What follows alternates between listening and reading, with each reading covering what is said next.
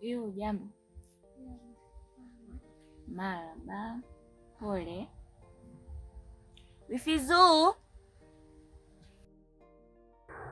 Oh. Wifi.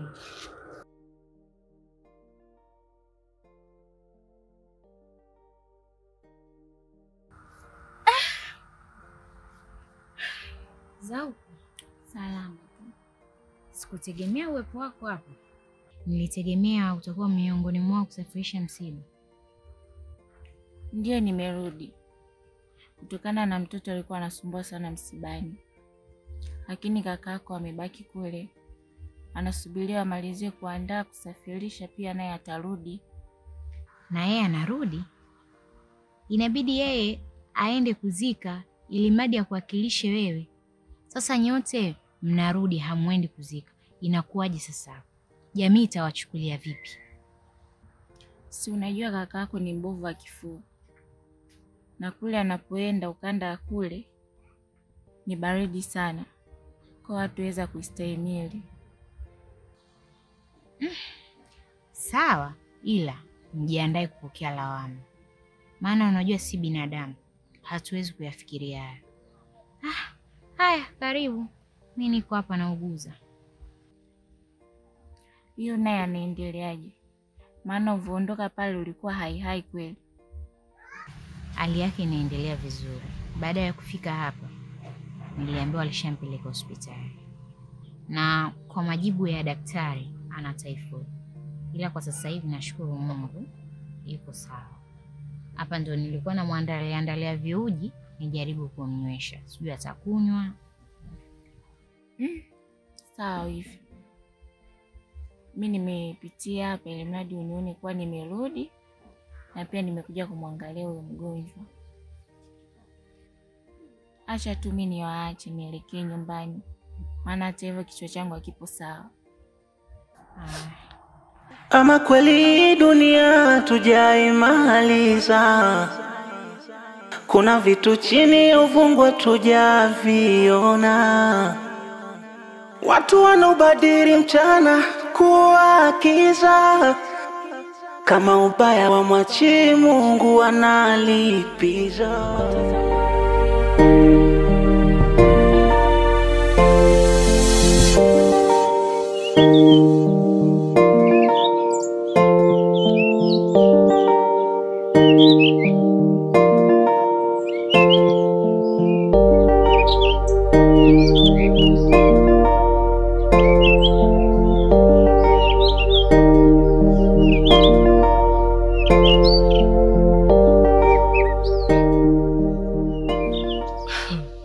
Jamalawama tena. Mimi sikupendi na mpenda kadogo haya kuliko tunakuja kwenu waupo. Mwenzangu mimi mguu wangu huwezi kutulia. Nilishasahau kabisa kama kuna mtu niliongea naye aje nyumbani. Nisamee bure, nilikuwa nimetoka. Ni kweli mwana, sababu miguu yako inakuasha sana. Niambie udugu wangu. Nimekumbuka. Shoga yangu ninaombea. Tena umbea wa moto. Niambie udugu, maana kitambo sijapata udambu wako, niliumisi. Kumbe mume wake Kipipi anatembea na Shakila. Wewe. Dorisi wewe. Hebu funga mdomo wako, sio ya kuyazoa na kuyazoa bure. Wewe, yule si shoga yake. Si ujirani mwema yule. Kupeleka hospitali, kurudi nyumbani, kuoshiana vyombo, si kufanya nini? Haya kuliko ni leo. Ujirani gani? Mimi nimeona kwa macho yangu, wao hawajaniona. Wanashikana na kuambia wameshikana kwenye mabega, mimi nimewaona kwa macho yangu. Pale alipoenda kumuuguza, sio kwamba aenda kumuuguza, aenda kumchunguza mke mwenzie yule. Basi Dorisi, hilo fiji lako hilo ligandisho ndugu wangu.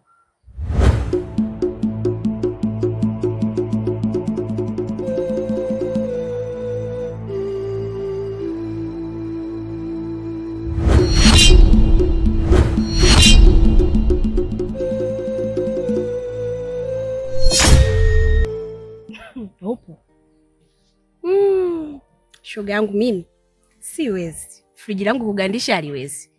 Huyo kipipi mmoja nishamwambia, na hivi ninavyoongea na wewe, sijuko kinachoendelea. Ila nimemwambia asinitaje. Mimi mwenzako kuongea na wewe ila kusutwa sitaki. Na wewe ninavyokusimulia hivyo, ole wako uende ukaongea Dorisi sitaki. Simo. Ha. Si wewe. Friji lako yani haligandisha ni hata ile kidogo tu limeshindwa. Ndio maana sikwambiagi mashemeji zako. Maana nakujua. Sijaamua tu. Dakika hizi namfahamu vizuri kabisa. Sema sijaamua tu kufuatilia mahusiano yako. Ndugu wangu usijali. Hapa tena. Friji langu mimi sio bovu. Yaani mimi friji langu linagandisha muda wote. Kwa hiyo sikione kifuani kidogo ila ni kikubwa. Kinahifadhi mambo kibao na kibao. Kwa hiyo hata usijali kuhusu hilo jambo. Yaani hapo kwangu ndo lishafika nitalihifadhi. Hayo mambo ndo ninayapenda mimi. Ngoja nianze. Haya kwa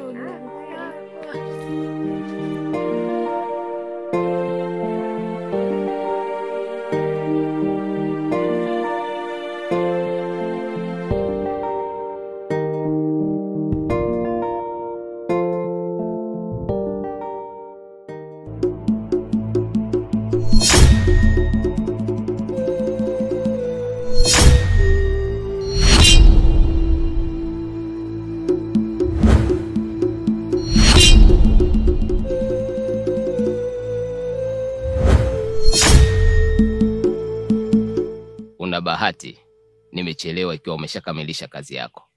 Lakini late kama ningekukuta bado, huo mwili wa huyu binadamu ningeondoka nao. Mwenzako nimeshampa onyo. Na wewe nakuonya, iwe mwanzo na mwisho. Ukirudia tena. Lambwi. Huyu naye kihelehele kila siku. Eti angemwahi angemuokoa huyu binadamu. Unajua namna nilivyompata huyu. Mimi mwenyewe nakutamani nikufanye kama huyu msukule. Na hapo ulipo unatembea na vitu vyangu. Firdaus tamu ya nondo. Lambwi. Ndugu yangu, leo nimeamini. Ukimsifia mgema, pombe kweli analitia maji. Maana yangu ni kwamba hata mwanamke ukimsifia sana anajua kupika, basi ataunga maharage na ndimu. Sasa ushawahi kuona maharage na ndimu? Hebu ngoja. Usiniambie nachokiwaza ndicho ambacho unakizungumzia. Usio kuniambia kwamba kipika charudi tena kwenye lile bala lake la hapo awali. Mimi nilichogundua bwana yule ni huruka yake. Maana mara ya kwanza nilikuwa nasema mimba ile, lakini ninavyoona ni huruka yake kama alikuwa amejificha. Kuna tatizo nyumbani huko limenichanganya leo. Yaani yeye kamngangania Shakila kwa mimi ni mwanamke wangu. Na ndugu yangu mimi nisikudanganye. Shakila mimi nimeonana naye leo, tumezungumza mambo mengi sana. Nikampa hongera kuhusiana na mke wangu jinsi ambavyo alikuwa amemuuguza. Akanishukuru tukaachana. Narudi nyumbani nakutana na kipipi. Ndo kalianzisha. Shakila mwanamke wako, Shakila mwanamke wako. Jaribu kumtuliza, hataki kusikia. Sasa mimi najiuliza, hizi habari amezipata wapi? Na pale tulikuwa mimi tu na Shakila. Kaka kuna kazi. Ndugu yangu na mtihani mkubwa mno. Kwa sababu kama mwanzo tulile heka zile pikapelika zilikuwa ni gubu tu ujauzito. Haya hili sasa. Ikiwa anahisi kuna mwanamke anatembea naye, likoje hapo nyumbani? Hapa kaliki huko. Panakalika. Ila sasa ndugu yangu kuna kitu mimi najiuliza. Wakati nazungumza na Shakila tulikuwa wawili tu. Nani kamwambia? Ina maana ni rafiki yake. Rafiki yake gani? Kitu ambacho mimi nahisi kwa haraka hapa. Inawezekana Bwaga ndo amezungumza nao. Kwa sababu Bwaga ndo na mambo hayo ya kuongea na wanawake mara hivi. Na yule kolomelo la kiume ana. Wewe hata kukutana kuzungumza utasikia zomzo nyau. Sasa watu wanaongea mambo ya maana. Zumzunzu nyau ya nini? Mtu unajua unakasirika, mtu unamwangalia una vipi huyu?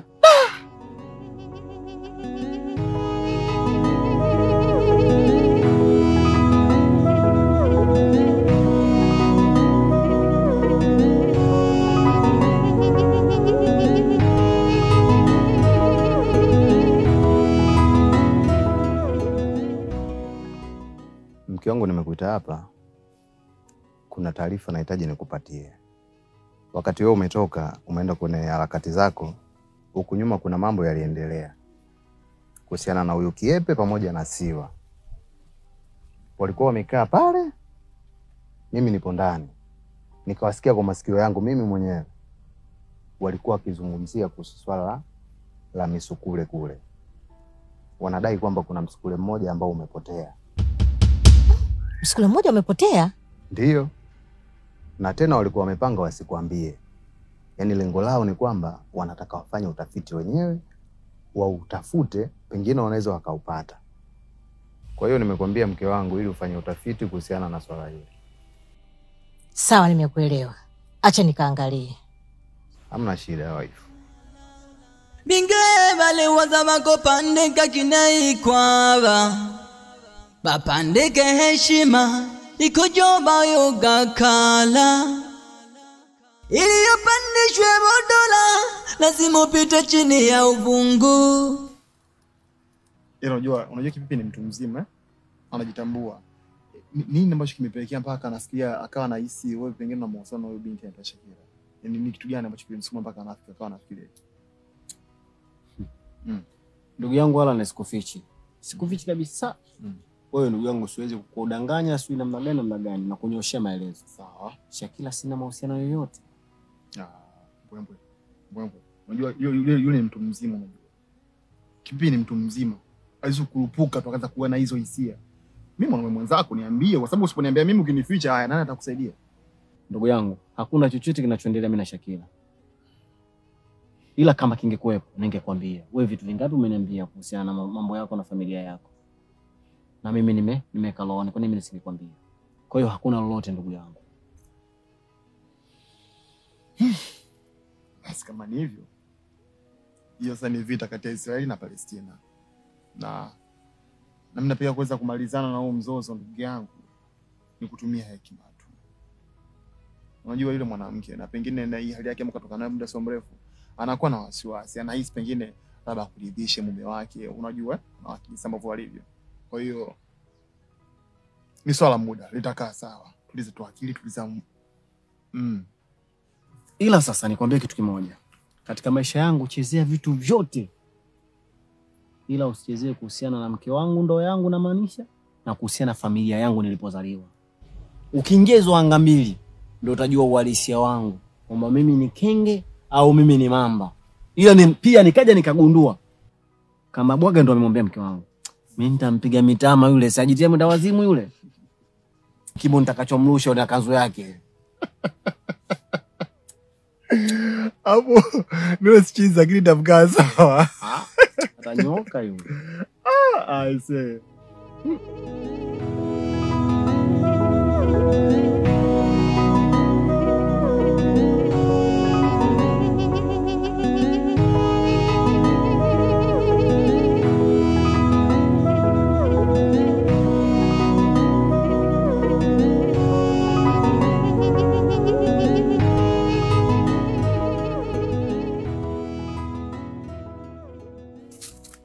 Wewe. Njoo hapa. Wewe ndio njoo.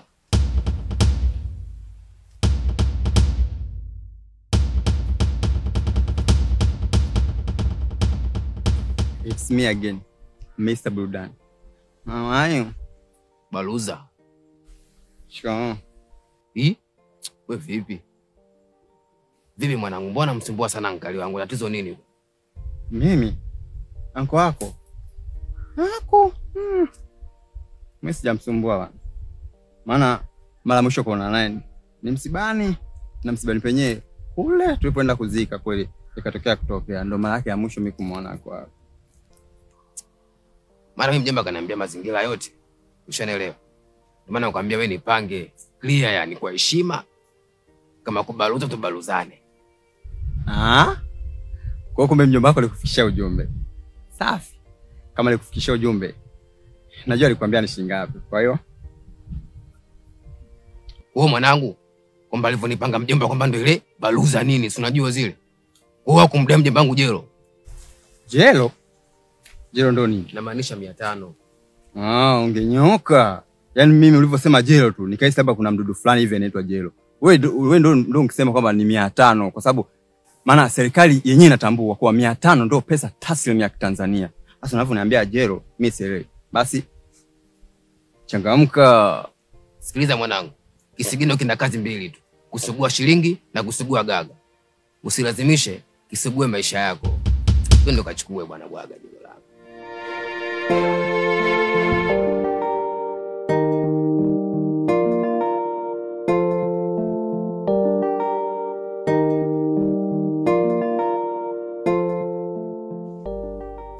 Karibu mgeni wangu. Naona unafika tu na mimi ndo narudi. Maana nimetoka zangu huko kwenye mizunguko kama kawaida yangu unavyojua. Asante za hapa. Naendeleaje? Za hapa nzuri tu, tunamshukuru Mungu hivyo hivyo. Karibu ndani. Kadogo. Mimi naanzaje kuingia kupitia mlango huu wa mbele na mlango wenu wa nyuma ndio mmesema sasa hivi hamtumii tena. Na macho haya yananiangalia hapa, yatanifikiriaje kinona mimi naingia huko ndani. Hapo nimekumbuka mwali wangu. Wewe mke wa mtu. Ulipata wapi wa ujasiri wa kuwa na mahusiano na kakangu mimi? Tena unajifanya unampenda kuliko hata maelezo. Hauogopi? Wifi yangu. Tukisema nikuelezee kuhusu hilo tutakesha. Ila najua wewe ni mwanamke mwenzangu. Kwa hiyo utakuwa unafahamu sana kuhusu hilo. Vipi kakako yupo? Kaka yupo. Yaani ndani ya siku mbili hizi amezidiwa. Yuko hiyo. Na ndio maana tumeona tumpeleke huko Kisakoni. Tumemsafirisha, tumempeleka kijiji cha pili. Sasa kama kaondoka, jamani, ameshindwa kuja kuniambia kama anaondoka. Wifi. Angekujaje na kati mtu kazidiwa? Kwa hiyo inakuwaje nikitaka kwenda kumuona? Hapo sasa. Ila kwa vile nawasiliana na watu walikuwa nao kule, nitajaribu kuongea nao. Wakinipa majibu nitakurejeshea. Sawa, ila hakikisha ukipata majibu unanifikishia. Yaani hakikisha unakuja kuniambia. Basi acha mimi niwaache. Utamsalimia mjengezi mwenzangu huko ndani. Haya, zimefika, usijali yangu. Karibu tena. Mbaki salama.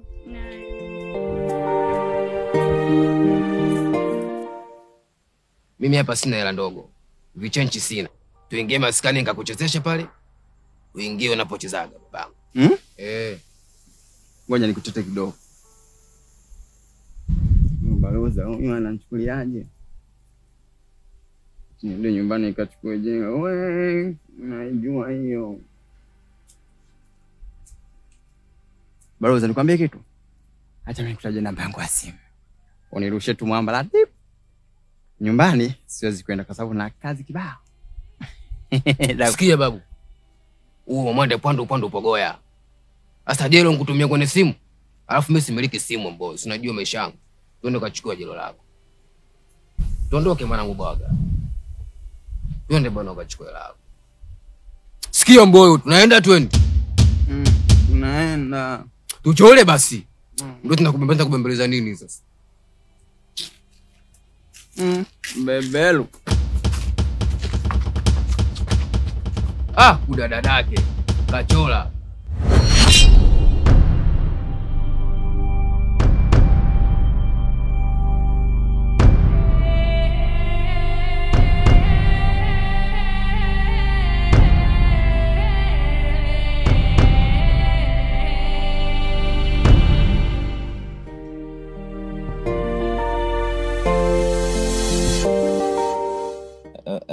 Mama. Nimeingia mle ndani, nusu moja sijaona. Umeenda wapi? Na kati wewe ndio mlinzi wa hapa, nimekuachia uangalie huku na huku. Umejaribu kuangalia data kwenye kechi umechungulia hamna, wenda machako mabovu. Wewe. Mimi na machako mabovu. Na kati nimeingia mle ndani nimeangalia sijaona huo mskuli. Unanifanya mimi sina akili? Wakati kabisa unajua ule mzee Manembo ule mskuli anautegemea na mimi ninautegemea kwa matumizi yetu. Wewe unaupoteza. Nimekuacha hapa manake nini? Si uangalie hapa. Sema tu hapo biati mimi kumradi. Alafu tena mimi nilikuwa nimekaa zangu tu hapa nikasema kuja nikaangalie ndani kwenye lindo langu, umeona? Nimeacha nimefunga kabisa komeo la nje. Anaingia ndani. Maskini ya Mungu kale kamsukule kakubwa kalikuwa kama mwenyekiti kwenye hichi kijiji cha Mkuranga sikaoni. Nijaribu kuangalia labda kwenye vindondo huku chini chini, nimeangalia kwenye vibakuli ambavyo vinalia, sioni. Sitaki hadithi. Sikuelewi na sitaki nikuelewe, ninachohitaji msukule uingie hapa.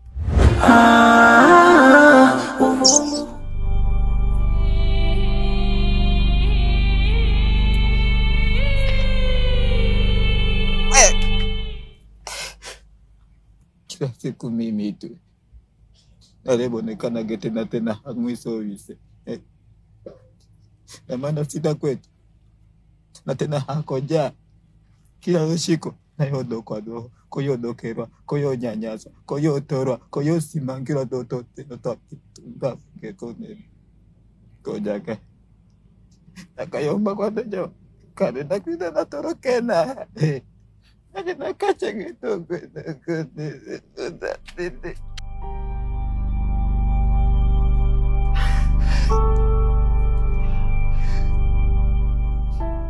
Kepe, mimi naumia sana nikimwona Biasmini anapokugombeza, afu ukiangalia wewe ni mtu mzima. Alafu na kilichotokea hujafanya makusudi. Mzee Zumbi, mimi niseme nikushukuru sana kwa kuja nyumbani kwangu. Maana nimetuma kijana aje akuite. Nikaona sio vema mimi kuja kwako na kuzungumza mambo yangu. Ndio maana nikaamua uje huku nyumbani ili tuweze kuyajenga. Mimi nina mengi sana, ila tukipata siku nyingine nzuri tutayazungumza yote. Ila leo nataka nizungumze jambo moja. Pale nyumbani kwako kuna mabinti wengi, lakini kuna mmoja bila shaka yule ni mkubwa kuliko wote. Mimi mzee mwenzio nataka nijistiri pale. Kama sijakuelewa hivi, na maanisha namhitaji katika maisha yangu. Wewe Mzee Manembo, wewe kwetu, yaani kwangu mimi, yaani sasa unanioa mimi? Sina maana hiyo, ila ni binti yako. Sasa hebu sikia Manembo, mimi nakufahamu vizuri wewe. Ninakufahamu vizuri kabisa. Hakuna yote anakufahamu zaidi ya mimi hapa kijijini. Mkeo uliyemuoa huyu pili huyu, unafahamu kijiji alichotoka? Yeye hapa mimi hapa. Na unachokifanya unakijua, umetangaza hapa kijijini kote. Bayo yupo msafiri ameenda wapi? Mimi najua. Wamechunguza, wameelewa wewe ndio mtanguliza kwa Mungu, umemuoa. Mzee Zumbi, kama unafahamu mambo yangu kama hayo, kaa nayo kwenye moyo wako. Na nisije nikasikia unazungumza mbele za watu, ila fuata hichi ninachoongea na wewe leo. Wewe sikia, hapa chuma, hapa mke upati. Alafu sikia, mimi nakufahamu wewe. Mimi nakufahamu vizuri. Hapa baba umegoma, yani hapa mwambo umepigwa. Yani kama zinakupanda niambie. Tulianzisha hapo. Na kwani nikafahamu vipi kama msukule kapotea?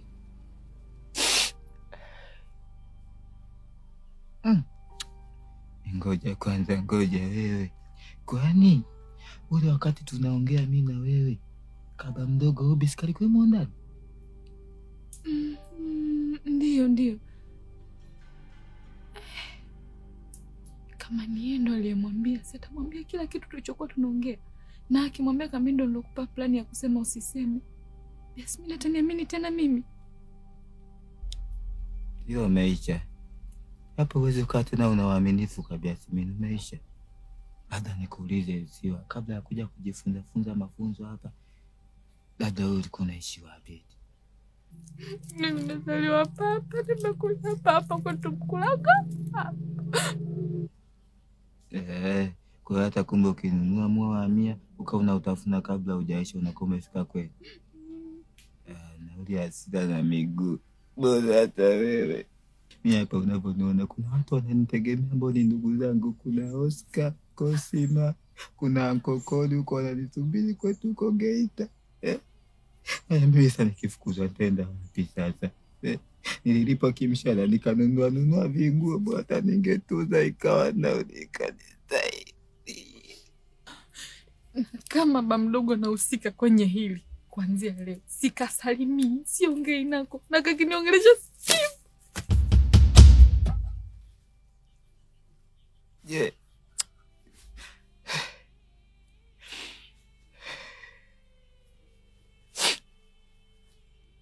kauzu kama dagaa, utafanya nini sasa? Na kama utanikubalia, nitabadilisha maisha yako. Hivi viatu unavyovivaa kila siku hivi, mimi nitakupa vingine. Hivyo unavyotembea ambavyo umepinda, nitakupa hii fimbo ili mradi usimame. Utatembea hivi mpaka lini? Nipe yule binti yako, maisha yako niyabadilishe. Hatuna gorofa hapa kijijini, ila wewe ninaahidi kabisa nitakujengea. Wewe wakunibadilisha mimi? Sikia, nakufahamu vizuri, nakufahamu. Mimi najua unachokitaka, kubadilisha ukonyo, nywele zenye nyeupe. Hapo umegonga baba. Hayo ni matusi. Tena usilete lugha za hivyo. Mimi nataka binti yako ni muoe. Kinachotakiwa hapa ni ndio, nimekuelewa. Wewe sikia, unaona hivi viatu vyangu? Viache hivi. Viache hivi, unakufahamu toka shule ya msingi. Unjai kuvaa viatu wewe. Toka tunasomaje? Chekechea, shule ya msingi, darasa la 4 mpaka juu. Hakuna. Wewe ujenge mimi gorofa. Wewe sikia, chagua haya mawili. Kuna Shari na Heri. Unamtaka nani hapo? Nikisema vyote na vihitaji, lakini sitoweza kukufanyia hivyo vyote. Hapa nimtaka ni Heri. Unakaja na mabinti wengi nyumbani kama vile, au uone kama wanakutia hasara? Binti mkubwa kama yule anakaa nyumbani mpaka leo.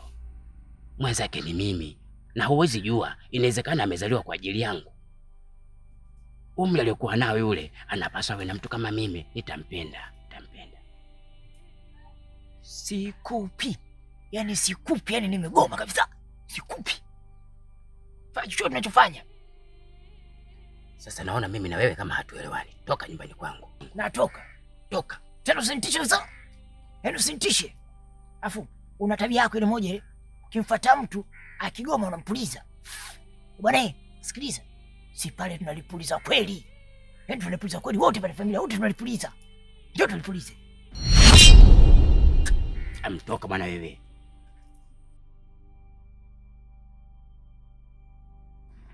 Muone alivyopinda. Badala ukubali nibadilishe maisha yako, unavaa mtumba. Lambwi.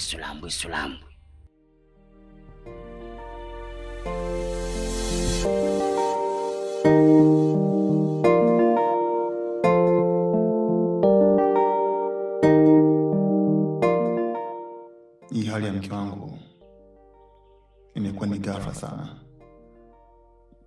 Nilisi pengine ingechukua muda basi kuna mabadiliko kwenye mwili wake. Hali imekuwa mbaya kiasi kwamba cha kumruhusu aende nyumbani. Ona, niko peke yangu hapa. Hii hali ya upweke nitaimudu mpaka lini? Mungu, nakuomba mtangulie mke wangu huko aliko, na pia umnusuru yeye pamoja na kiumbe ambacho kipo tumboni mwake.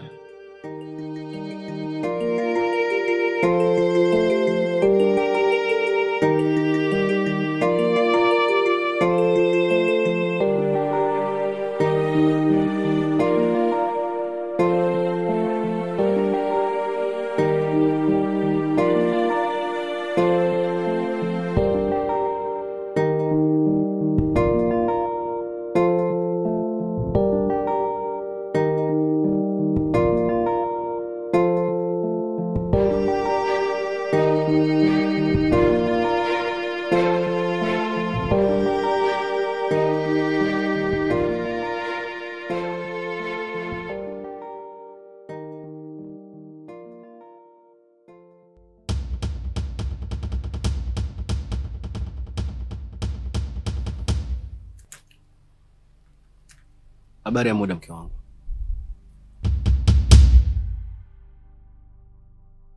Nimeingia ndani humo. Nimeangalia pale kwenye mkeka wanapoweka chakula pale sijaona chakula.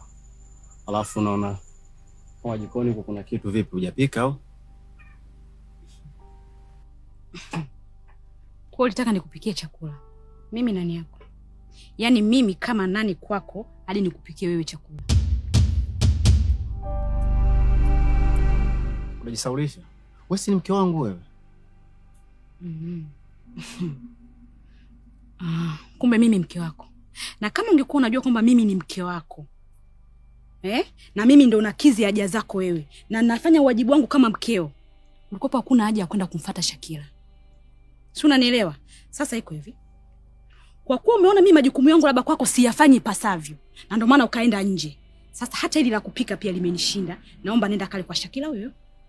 Hivi, nifanye kitu gani au nikwambie kitu gani ili ujue kuwa nakupenda wewe mke wangu? Sihitaji mwanamke yote hapa kijijini. Hebu nitolee unafiki wako wewe. Mbwembwe, nakujua vizuri kama wewe ni malaya, tena malaya mbwa, kunguru usiyefugika wewe. Afu nataka nikuamini tu. Wewe umezaliwa na mimi.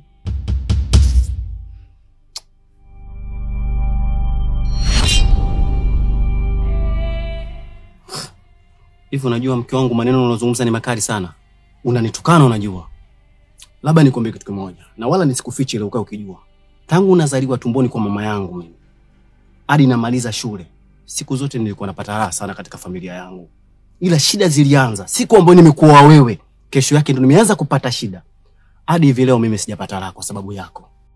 Hebo, kwa ulitaka mimi nikupe raha? Mimi mama yako mzazi. Ama kweli dunia tujaimaliza, kuna vitu chini uvungwa tujaviona. Watu wanaubadili mchana kuwa kiza, kama ubaya wa mwachi Mungu analipiza. Watazame hawa walipokuwa watoto wajasoma, wanasoma elimu ya watu wazima. Yani vituko sijapata kuona, wanaitwa mekwa. Kuna fimbo ya ajabu inayoweza geuka nyoka, yani utastaajabu kuliko yale ya Nabii Musa. Kumbe kuna siri nzito sana. Kuna vitu vya kutisha uadui.